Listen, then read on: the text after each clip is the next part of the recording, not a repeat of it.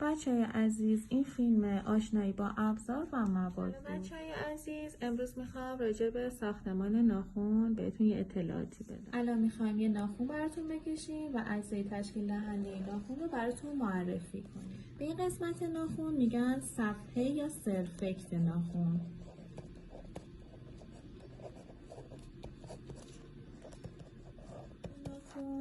یا ساید وال ها.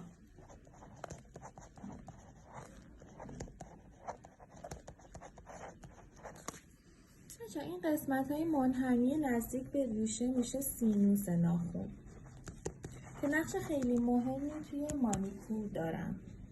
سمت ریشه انتهای ناخن یه پوستای اضافه‌ای داره که به اون میگن کوتیکول ناخن که باید حتما با گوشگیر یا قیچی چیده بشه. بچه به سر ناخن که از گوش جدا میشه میگن لبه آزاد ناخن. به این قسمت ناخن که از گوش جدا میشه و لپ گوش جدا میشه میگن قسمت خروجی ناخن یا به اصطلاح انگلیسیش میشه فری ایج.